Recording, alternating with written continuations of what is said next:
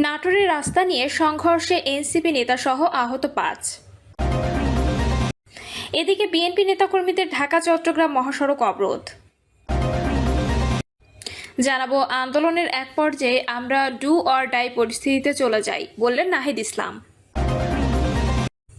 এবং সর্বশেষ জানাবো, গর্ভবতী স্ত্রীকে হত্যার দায়ে 23 বছর পর স্বামীর মৃত্যুদণ্ড। শুনছিলেন সংবাদ শিরোনাম, এবারে বিস্তারিত। নাটোরের রাস্তা নিয়ে সংঘর্ষে এনসিপি নেতাসহ আহত 5। নাটোরের রাস্তা মেরামতকে কেন্দ্র করে দুই পক্ষের সংঘর্ষে জাতীয় নাগরিক পার্টির উপজেলা যুগ্ম সমন্বয়কারী নুহ ইসলাম সহ 5 জন আহত হয়েছেন। প্রত্যক্ষদর্শী স্থানীয় বাসিন্দাদের বরাত দিয়ে পুলিশ জানায়, কয়েকদিনের টানা বৃষ্টিতে এনসিপি নেতা নুহ ইসলামের বাড়ির সংলগ্ন কাঁচা রাস্তাটি চলাচলের অনুপযোগী হয়ে পড়ে। সকালে এই রাস্তাটিতে ইটের খোয়া ও বালি ফেলে মেরামতের কাজ শুরু করেন নুহ ইসলামরা। এক পর্যায়ে রাস্তাটির জায়গা নিজের দাবি করে মেরামতের কাজে বাধা দেন মুরাদ আলী। এ সময় উপস্থিত দুই পক্ষ বাগবিতণ্ডায় জড়িয়ে পড়ে। এক পর্যায়ে দুই পক্ষ লাঠি হাঁসুয়া নিয়ে সংঘর্ষে জড়িয়ে পড়ে।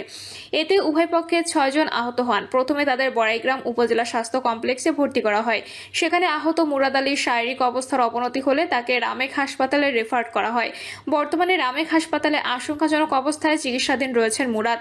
এছাড়া আহত 4 জনই বড়াইগ্রাম উপজেলা স্বাস্থ্য কমপ্লেক্সে চিকিৎসাধীন রয়েছেন। বিএনপি নেতাকর্মীদের ঢাকা চট্টগ্রাম মহাসড়ক অবরোধ। নারায়ণগঞ্জ মহানগর বিএনপির সাবেক যুগ্ম আহ্বায়ক ও বন্দর উপজেলার সাবেক চেয়ারম্যান আতাউর রহমান মুকুলকে মারধর ও লাঞ্ছিতের প্রতিবাদে ঢাকা চট্টগ্রাম মহাসড়ক অবরোধ করেছে বিএনপি নেতাকর্মীরা। প্রায় 1 ঘন্টা সড়ক অবরোধ করে রাখলে মহাসড়কের উভয় লেনে দীর্ঘ যানজট তৈরি হয়। খবর পেয়ে পুলিশ অপরাধীদের গ্রেপ্তার করার আশ্বাস দিলে বিকেল 5টার দিকে নেতাকর্মীরা অবরোধ তুলে নেন। মহানগর বিএনপি যুগ্ম আহ্বায়ক আব্দুস সবুর খান সেন্টু বলেন, আতাউর রহমান মুকুল বন্দরের 2 বারের চেয়ারম্যান। তার উপর যেভাবে হামলা করা হয়েছে তা অসভ্য সমাজের কাজ নয়, তা সভ্য সমাজের কাজ নয়। আমরা এই অপরাধীদের আগামী 48 ঘন্টার মধ্যে গ্রেপ্তার করতে আলটিমেটাম দিচ্ছি, অন্যথায় বিএনপি নেতাকর্মীরা আবার মহাসড়ক অবরোধ করতে বাধ্য হবে। আন্দোলনের এক পর্যায়ে আমরা ডু অর ডাই পরিস্থিতিতে চলে যাই বললেন নাহিদ ইসলাম।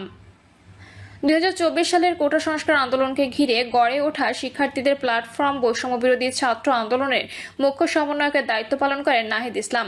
তৎকালীন আওয়ামী লীগ সরকারের কঠোর নজরদারি ও শারীরিক ও মানসিক নির্যাতনের শিকার হওয়া সত্ত্বেও বৈষম্য মুক্তির আন্দোলন চালিয়ে যেতে অবিচল ছিলেন তিনি। নাহিদ ইসলাম বলেন, আন্দোলনের এক পর্যায়ে আমরা এমন সিদ্ধান্ত নিই যে হয় আমরা বেঁচে থাকবো, না হয় মরে যাব। বেঁচে থাকলে আমরা এই সরকারকে উৎখাত করব, আর নইলে আমাদের মৃত্যু হবে। আমরা এই ডু অর ডাই পরিস্থিতির মধ্যে চলে গিয়েছিলাম। ঢাকা বিশ্ববিদ্যালয়ের সমাজবিজ্ঞান বিভাগের শিক্ষার্থী নাহিদ ইসলাম কোটা সংস্কার আন্দোলনের মুখ্য সমন্বয়ক থেকে স্বৈরাচারী শেখ হাসিনা সরকারের পতন আন্দোলনে মুখপাত্রের ভূমিকা পালন করেন। গত বছরের 3রা আগস্ট কেন্দ্রীয় শহীদ মিনারে শেখ হাসিনার পতনের জন্য 1 দফা ঘোষণা করেন তিনি। সময়টি তার জন্য মোটেও সহজ ছিল না। গুম, নির্যাতন, নজরদারি, হুমকি আর চোখের সামনে হাজারো মানুষের মৃত্যু, অন্যদিকে স্বৈরাচারী সরকার থেকে মানুষের মুক্তি, এই দুইয়ের মধ্যে তাকে মানুষের মুক্তির জন্য আন্দোলন চালিয়ে যাওয়ার পথটি বেছে নিতে হয়েছিল। 1 দফা ঘোষণার পর মাত্র 2 দিনও টিকতে পারেনি ক্ষমতাধর স্বৈরাচারী শেখ হাসিনা সরকার। 34 দিনের আন্দোলনের ফলে এদেশের মানুষ স্বৈরাচার মুক্ত বাংলাদেশ পায়। বাংলাদেশের ইতিহাস সৃষ্টিকারী এ ছাত্রনেতা অন্তর্বর্তীকালীন সরকারের তথ্য সম্প্রচার এবং ডাক টেলিযোগাযোগ মন্ত্রণালয়ের সাবেক উপদেষ্টা ও বর্তমানে জাতীয় নাগরিক পার্টির আহ্বায়ক নাহিদ ইসলাম সম্প্রতি বাংলাদেশ সংবাদ সংস্থা এর প্রতিবেদক আলী সাদি ভুইয়াকে দেওয়া এক বিশেষ সাক্ষাৎকারে জুলাইয়ে ছাত্র জনতার গণঅভ্যুত্থান নিয়ে স্মৃতিচারণ করতে গিয়ে তিনি এসব কথা বলেন। তিনি বলেন, গত বছরের 5ই জুন কোর্টের রায়ের পরে আমরা দেখলাম যে এটা শিক্ষার্থীদের ভেতরে তীব্র ক্ষোভ তৈরি করে। 2018 সালে কোটা সংস্কার আন্দোলন হয়েছিল, তখন সবাই এর সংস্কার চেয়েছিল, বাতিল নয়। কিন্তু সরকার নিজে থেকে সকল কোটা বাতিল ঘোষণা করে। কিন্তু 2024-এ এসে একটি একতরফা নির্বাচনের পর কোর্টের মাধ্যমে আবার কোটা ব্যবস্থা পুনর্বহাল করা হয়। সেটি শিক্ষার্থীদের মধ্যে অনাস্থা, ক্ষোভ, হতাশা এবং নিজেদের ভবিষ্যৎ নিয়ে শঙ্কা তৈরি করে। এর মধ্যে দেশের অর্থনীতির অবস্থা ছিল টালমাটাল। আমরা যখন দেখলাম শিক্ষার্থীদের মধ্যে প্রবল ক্ষোভ আছে, তখন সেন্ট্রাল লাইব্রেরিতে গিয়ে কথা বললাম। সবাই এ নিয়ে ক্ষোভ ও প্রতিক্রিয়া জানাতে চাইল। এ প্রেক্ষিতে আমরা সন্ধ্যায় সাধারণ শিক্ষার্থীদের ব্যানারে একটি কর্মসূচি দিই। সেন্ট্রাল লাইব্রেরি থেকে সেদিন এর প্রতিবাদে একটি বিক্ষোভ মিছিল বের হয়। প্রথম দাবিটি ছিল 2018 সালে যে দাবি তা পুনর্বহাল করা। এ লক্ষ্যে 5 জুন থেকে 3 দিন আন্দোলন চলে। আন্দোলনের শুরু ও বিস্তৃতির বিষয়ে তিনি বলেন, আন্দোলনের 3 দিনের মধ্যে ঈদের বন্ধ চলে আসে। বন্ধের আগে আমরা অ্যাটর্নি জেনারেল বরাবর একটি স্মারকলিপি দিয়ে এসেছিলাম। প্রাথমিক দাবি ছিল যেন রায় স্থগিত করে পরিপত্র বহাল করার। ঈদের বন্ধ থাকায় আমরা একটা আলটিমেটাম দিই 30 জুন পর্যন্ত, যাতে এই সময়টার মধ্যে সরকার একটা ব্যবস্থা নেয়।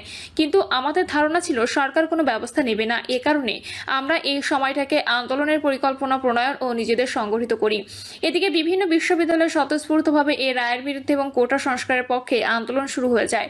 জাহাঙ্গীরনগর, চট্টগ্রাম, বরিশাল, রাজশাহী, রংপুর সহ বিভিন্ন বিশ্ববিদ্যালয়ের শিক্ষার্থীরা আন্দোলন শুরু করে।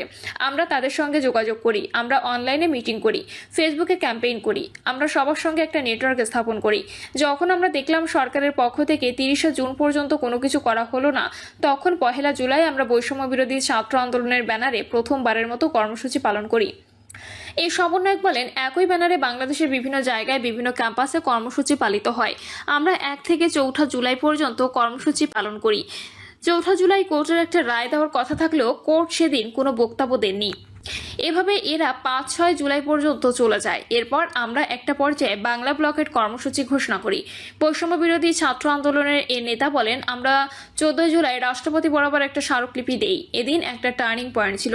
শেখ হাসিনা চীন সফরে ছিল, ফিরে ওই দিন সংবাদ সম্মেলন করে। সবার একটা প্রত্যাশা ছিল যে এতদিন টানা আন্দোলন চলেছে, তো শেখ হাসিনা দেশে এসে এবার একটা সমাধান হয়তো দিতে পারে। তো সেই দিনের বক্তব্যের জন্য সবাই অপেক্ষা করেছিল, কিন্তু দেখা গেল সে এসে কেবল এই আন্দোলনের বিরুদ্ধে অবস্থান নিল না, বরং একে রাজাকারদের আন্দোলন আখ্যা দিল। তিনি বলেন, শেখ হাসিনা আন্দোলনকারী, তাদের অভিভাবক ও পরিবার সম্পর্কে অত্যন্ত মর্যাদাহানিকর কটু মন্তব্য করে। একটা ন্যায্য ও ন্যায়ভিত্তিক আন্দোলন, যৌক্তিক আন্দোলন হওয়ার পরেও স্বৈরাচার হাসিনা তাদেরকে নিয়ে এভাবে কথা বলায় সবার আত্মমর্যাদায় লাগে। শিক্ষার্থীরা ব্যাপক প্রতিক্রিয়া দেখায়। এইটা আমাদের কোনো পরিকল্পনায় ছিল না। পুরো বিষয়টাই ছিল স্বতঃস্ফূর্ত ক্ষোভের বহিঃপ্রকাশ। আত্মমর্যাদায় আঘাত লাগায় সবাই এর বিরুদ্ধে কথা বলেছে। হলে হলে শিক্ষার্থীরা স্লোগান দেওয়া শুরু করে স্বতঃস্ফূর্তভাবেই। শিক্ষার্থীদের মধ্যে ক্ষোভ দেখে আমরাও বিশ্ববিদ্যালয়ে গিয়েছি, ক্যাম্পাসে গিয়েছি, সবাইকে রাস্তায় নেমে আসতে আহ্বান করেছি। সকলেই খুবই স্বতঃস্ফূর্তভাবে সে রাতে রাস্তায় নেমে আসে। আন্দোলনে হামলার বিষয়ে তিনি বলেন, আমরা জানতাম যে আন্দোলনে কোনো একটা পর্যায়ে ছাত্রলীগ বা পুলিশ হামলা করবে, কারণ আমাদের 18 সালের কোটা সংস্কার আন্দোলন ও নিরাপত্তা সড়ক আন্দোলনের অভিজ্ঞতা ছিল। পুরো বিশ্ববিদ্যালয় জীবনে আমরা দেখেছি যে কোনো ন্যায্য আন্দোলন এ সরকার ছাত্রদের উপর কতটা দমনমূলক ছিল। ফলে আন্দোলনে হামলা আসবে এটার জন্য বা গ্রেপ্তার হতে পারি, এরকম একটা মানসিক প্রস্তুতিও আমাদের ছিল। কিন্তু সেই দিন শিক্ষার্থীদের উপর ছাত্রলীগ যে ভয়াবহ হামলা চালায় তার জন্য আমরা প্রস্তুত ছিলাম না, কিংবা নারীদের উপর এভাবে হামলা করবে তা আমরা ভাবতেও পারিনি। সবসময় আমরা দেখেছি যে নারীদের বিষয়ে, মেয়ে আন্দোলনকারীদের বিষয়ে কিছুটা সতর্ক থাকা হয়, কিন্তু এইবার আমরা দেখলাম যে নারীদেরকে প্রথম এবং প্রধান টার্গেটে পরিণত করা হলো। মেয়েরা ব্যাপক সংখ্যায় এই আন্দোলনের সম্মুখ সারিতে এবং ভ্যানগার্ড হিসেবে ছিল। বাংলাদেশের কোনো ছাত্র আন্দোলনে এর আগে এত নারী অংশগ্রহণ করেছে কিনা তা আমার জানা নেই। যেহেতু নারীদের অংশগ্রহণে এই আন্দোলনের অন্যতম ন্যায্যতা, সে কারণে নারীদেরকেই আক্রমণ করা হয়। আন্দোলনের পথ পরিবর্তন নিয়ে তিনি বলেন, এদিকে সেদিন ডিএমসিতে ঢুকে ব্যাপকভাবে আহতদের ওপরও হামলা করা হয় কয়েক দফায়। এই বর্বরতা ঢাকা বিশ্ববিদ্যালয়ের ইতিহাসে লেখা থাকবে। আমরা জানতাম ছাত্রলীগ হামলা করবে, কিন্তু এতটা বর্বর হবে, এতটা দমনমূলক হবে, এতটা হিংস্র হবে, এটা আমাদের ধারণায় ছিল না। এবং এর প্রতিবাদে তো পরের দিন 16 তারিখ ব্যাপক বিক্ষোভ হয়, সবাই রাস্তায় নেমে আসে।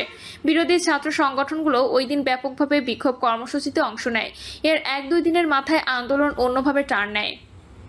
15 তারিখ আমাদের বোনেরা যেভাবে আহত হয়েছে তা ছিল ভয়াবহ।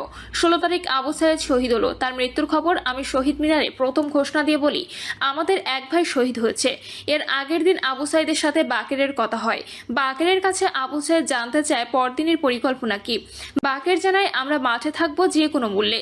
আবু সাইদ জীবন দিয়ে তার অটল সংকল্প প্রমাণ করছে। সে মাঠ ছাড়েনি, দাঁড়িয়ে ছিল বুলেটের সামনে। ওই ঘটনা আমাদের ব্যাপকভাবে অনুপ্রাণিত করে, আলোড়িত করে। এ সময়টাতেই আমরা অনেক ভেঙে পড়েছিলাম। একই সঙ্গে আবার ক্ষুব্ধও হই। ক্ষুব্ধতার মাত্রা অনেক বেড়ে যায় এবং এই লড়াই যে একটা চূড়ান্ত লড়াইয়ের দিকে যাবে, এই একটা বোধ আমাদের ভেতরে 16 জুলাই তৈরি হয়ে যায়। তখন আমরা শুনতে পেলাম রাত পর্যন্ত 6 জন মারা গেছে। সেই রাতে আমি একটা ভিডিও বার্তা দিই। তখনই আমরা বুঝতে পারি যে এই আন্দোলন আর কেবল কোটা সংস্কারের মধ্যে সীমাবদ্ধ থাকবে না। এটা এখন আর কোটা সংস্কারের আন্দোলন নেই। যদিও কোটা সংস্কার প্রসঙ্গ থাকতেই পারে, তবুও এই আন্দোলনে যে ক্ষতি হয়ে গেছে তার ক্ষতিপূরণ অন্য কোনোভাবে সম্ভব নয়। সেদিন আমাদের একটু এলোমেলো দেখা যায়। তো বিশ্ববিদ্যালয় প্রশাসন ও সরকার আমাদের প্রস্তুতির ঘাটতি সুযোগ নেয়। তারা ক্যাম্পাস এলাকায় ব্যাপক মাত্রায় পুলিশ, বিজিবি ও র্যাব সহ এমন কোনো বাহিনী ছিল না যাদের সেদিন মোতায়েন করেনি। প্রিয় দর্শক, এই ছিল এখনকার সর্বশেষ সংবাদ। আপডেট সব সংবাদ পেতে চ্যানেলটি সাবস্ক্রাইব করে বেল আইকনটি ক্লিক করে রাখুন।